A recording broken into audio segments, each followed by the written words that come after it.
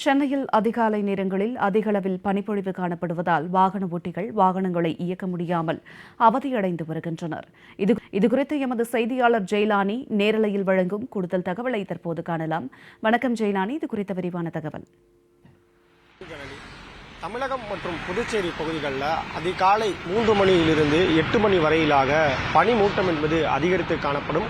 வழக்கத்தை விட அந்த பனியுடைய தாக்கம் அதிகமாக இருக்கும் என்பதாக வானிலை ஆய்வு மையம் ஏற்கனவே தெரிவித்துள்ளது. இதன் காரணமாக கடந்த சில நாட்களாகவே சென்னையில் பனியுடைய தாக்கம் என்பது அதிகரித்து காணப்படுகிறது. குறிப்பாக மாலை மற்றும் அதிகாலை நேரங்களில் இந்த பனியுடைய தாக்கம் என்பது அதிகமாக இருக்கிறது. குறிப்பிட்டு சொல்ல வேண்டும் என்றால் காலை 3 மணியிலிருந்து இந்த 8 மணி வரையிலாக பனிமூட்டம் என்பது சாலைகளை ஆக்கிரமித்துக் கொள்கிறது. இதன் காரணமாக முன் செல்லக்கூடிய வாகனங்கள் கூட தெரியாத அளவிற்காக இந்த பனிமூட்டங்கள் அதிகாலை நேரங்களில் இருந்து வருகிறது. இதனால் விழிந்தும் கூட வாகனங்களை இயக்குபவர்கள் முகப்பு விளக்குகளை எரிய விட்டபடி தங்களது அன்றாட பயணங்களை மேற்கொள்ளக்கூடிய சூழல் என்பது இருந்து வருகிறது. குறிப்பாக வடகிழக்கு பருவமழை காலங்களில் மார்கழி மற்றும் தை மாதங்களில் அந்த பனி என்பது அதிகரித்து காணப்படும். குறிப்பாக இன்றைய தினம் மார்கழி 1ஆம் தேதியாக இருக்கிறது. இன்றிலிருந்து தமிழர்களுடைய பாரம்பரியமாக பார்க்கப்படக்கூடிய நாட்களில் இன்றையிலிருந்து அடுத்த ஒரு மாதத்திற்கு இந்த பனியுடைய தாக்கம் அதிகமாக இருக்கும் என்பதாக பார்க்கப்படுகிறது.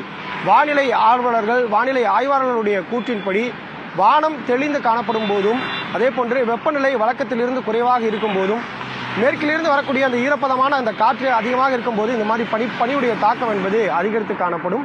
தற்போது அந்த பனிக்கான சாதக சூழல் என்பது அதிகமாக இருப்பதன் காரணமாகவே சென்னை உள்ளிட்ட தமிழ்நாட்டின் பல்வேறு பகுதிகளில் பனியுடைய தாக்கம் என்பது அதிகமாக இருக்கிறது.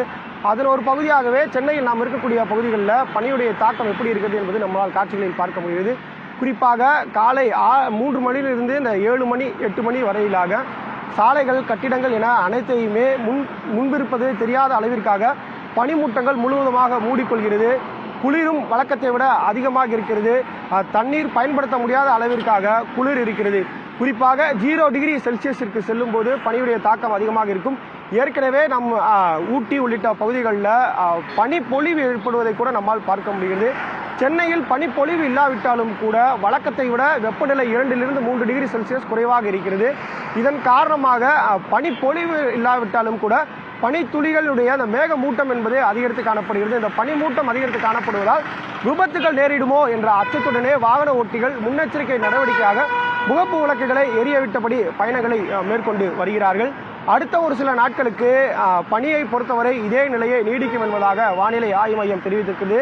எனவே வீடுகளில் இருக்கக்கூடிய குழந்தைகள், அதே போன்று தங்களது அன்றாட பணிகளுக்காக பயணங்களை மேற்கொள்ளக்கூடியவர்கள் முன்னெச்சரிக்கையோடு செயல்பட வேண்டும் என்பதாக மருத்துவர்களும் வானிலை ஆய்வாளர்களும் அறிவுறுத்தல் என்பதனை கொடுத்து வருகின்றனர். ஜனனி, ஜெயலானி, தங்களுடைய விரிவான தகவலுக்கு நன்றி.